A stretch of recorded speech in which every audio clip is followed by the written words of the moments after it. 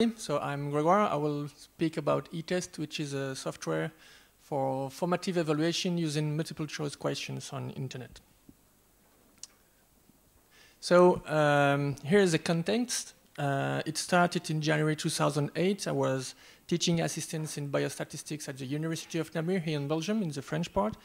And as a PhD student, I tried to study didactic of statistics, so the way we have to teach the statistics to students. And one of our goals was to detect the difficult tasks, the tasks which are difficult for the students, and we used multiple choice questions for that. So we had some requirements for this project.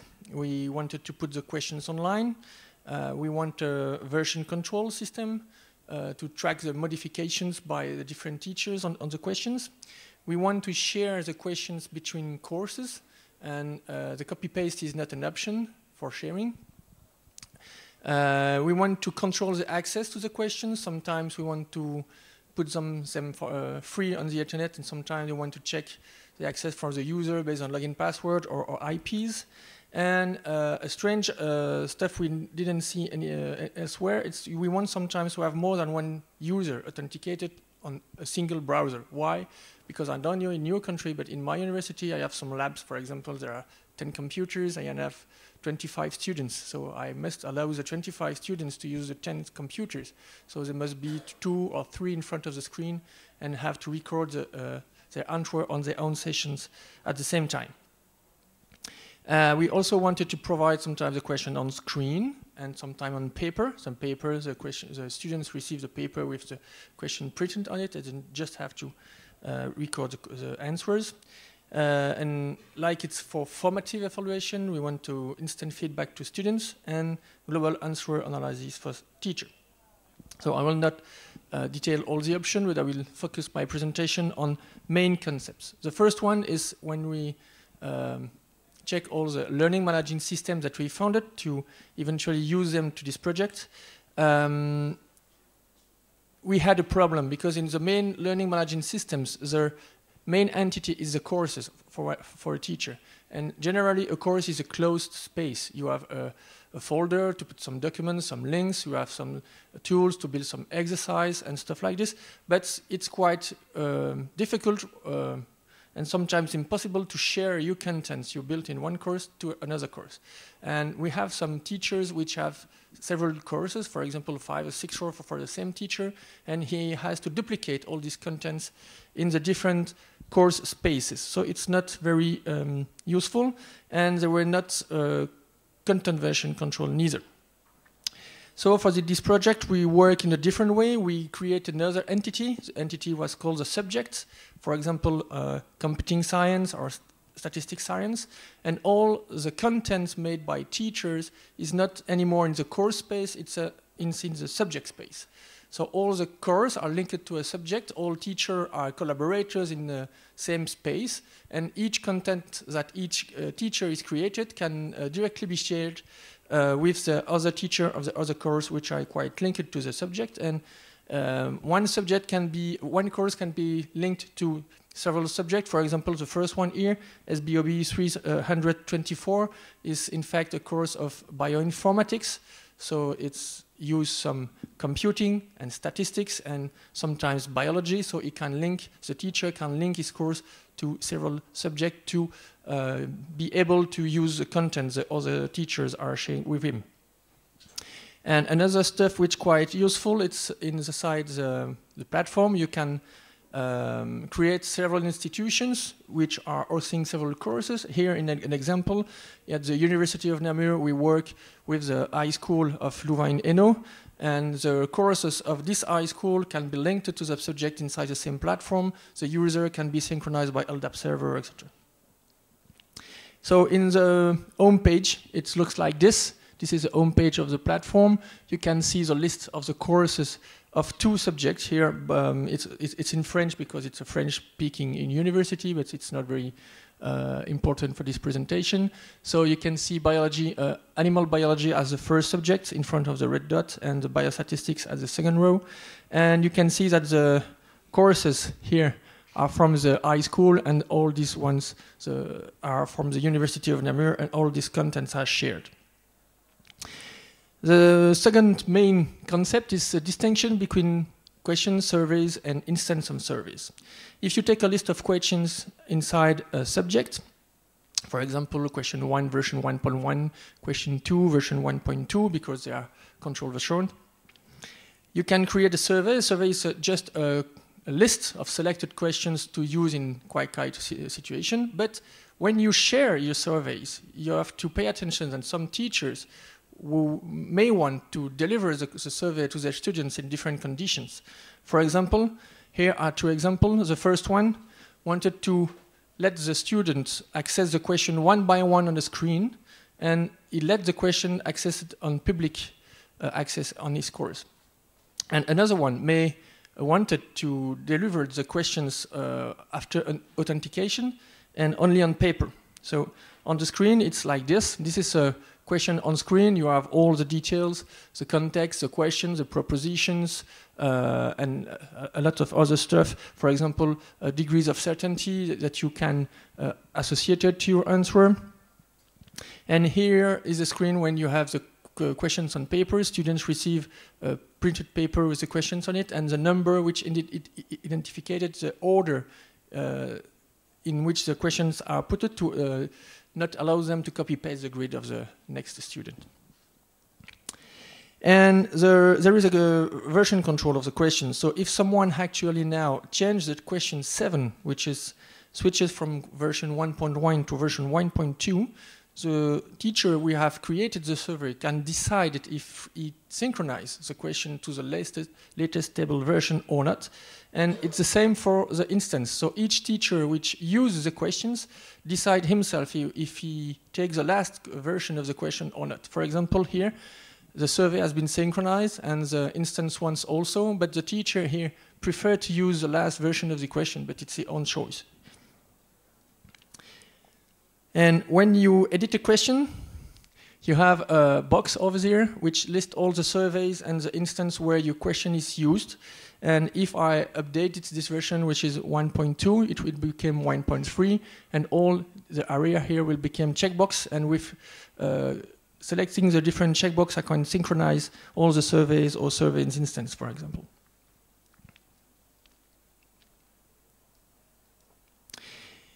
And we need to have more than one user authenticated simultaneously on the same browser, because sometimes we didn't have some place enough or computer enough for all the students, but also sometimes on the student space you have only one computer and you have some pals and you want your friends to work with you.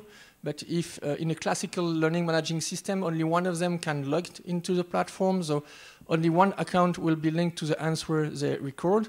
So we wanted each student to work on same computer. So take an example. Here is a student well known, which is Harry Potter, logged in the Gryffindor house during an exercise late at night, and he started because his friends are not there. But Hermione and Ron are coming from a Quidditch match, so it said, okay, no problem, I will invite you in my session. Here you can put your login and password, and when 3 of them are logged in, all the form is all the fields are multiplied by the numbers of logged user in this window of the browser, so they can choose their own answer. They are not forced to have a common decision of the answer to record to the one and only which is logged in. The feedback are quite classical to the students. There is a detail here of the points win or lose at each questions. When your answer is incorrect, you have a red box and a justification, also a green box if it's correct. And you can choose to see the justification. First of all, the justification was always displayed, but the students ask us to hide it because it says we wanted to retry by ourselves without having information of why we have the wrong answer. We want to learn, so please hide this box of justifications and let it be displayed only on demand. And they can consult their results and compare their answer to the distribution of answer of other students of the same groups or same sections. And it can be set it by the teacher. For example, here the student here are answered I've selected answer 3, but the corrected was a 5, and you can see that is part of the 10% of the students we have the wrong answer, which is quite bad. Sometimes we have the wrong answer, but you can see that the major part of the students are also wrong, which is less important. And there is a tool for collaboration between students. They can write their own correction for the exercise and decide if this correction is in read-only for them, shared in read-only for the other students, or shared in read and write permissions. And for the feedback for the teacher, it's quite more complex. So I will not detail all the stuff here, but for a teacher who is quite aware about edometrics, he will find a lot of information to judge the quality of his questions, the quality of his survey, the fact that did the students had learned something regarding to the results of the questions, etc. And there is a lot of export of files for the R scripts to analyze this further and building some reports for authorities, for example. Regarding to the code is in procedural PHP. Procedural because we wanted the colleagues to put the end into the code, and we judged that the oriented object was quite sometimes more complex for non-professional developers. The templates is engined by Smarty. Ajax is based on prototypes and Scriptaculous. And the database are in MySQL, in MyASM engine for the same reason, because we work a lot with emerging countries, and we wanted small institutions to be able to host the application on quite basic server, on the basic offers of the host of the country. So when we started this project, DB was not offered everywhere. Regarding the license, it's a European Union public license, which a public license which has been made by the European Union to allow the institutions of the European Union to publish open source code, and it's translated in all the language of the countries of the European Union and quite well adapted to the European Union laws. Actually, the project is hosted on SourceForge, and this version quite stable. It's actually used by 2 universities in Belgium, which represents, depending of the year, between 1,000 to 3,000 users per year. So it's quite stable. But I let it in pre-alpha because I still thinking that it's missing important functionalities like an installer, like a more precise permission control for the teacher regarding to the contents. And more question types. Actually, there is only multiple choice questions with unique answers. We wanted to add some multiple choice questions with multiple answers, open questions, fill in the holes and all like this. Actually, the interface is only in French, but English file is in progress, normally for the next release, which will occur in 1 or 2 weeks. So like any other projects which are presenting in Lightning tools, help is wanted.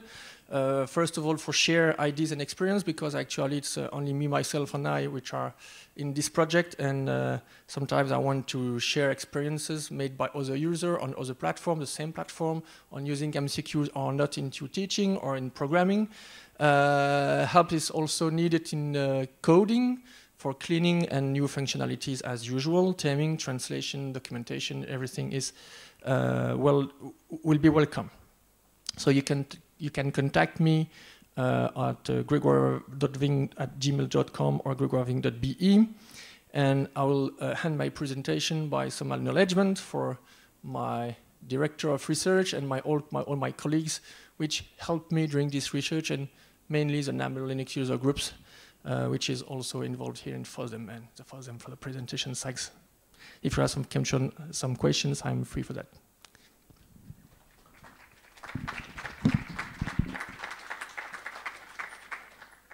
Any questions? Yep. Size of the code base. How many lines of code is it? Size of the code base. Good questions. Around 40,000 lines. I tried to calculate it without the libraries imported for other projects, but it's between 40 and 50,000 lines of PHP code. but maybe can be reduced if it's more cleaner in the syntax. But other questions? Do you think you will integrate this in Cloud9 or no? Oh, the question is open for Cloud9 because Cloud9 is at a period of his life it will quite shift between technologies, between homemade PHP scripts to Symfony, for example, for the next version. But it's in project. It's one of the main goals we had for the future. It's to build a module for imported the tools in Moodle or Cloud9, not only Cloud9, but Moodle or other learning managing system. But we tried, as it was for research, at the first step, we want to be master of the code and the behaviors. So it has been made the choice to build a application which is working alone. But help for building modules will be very, very welcome.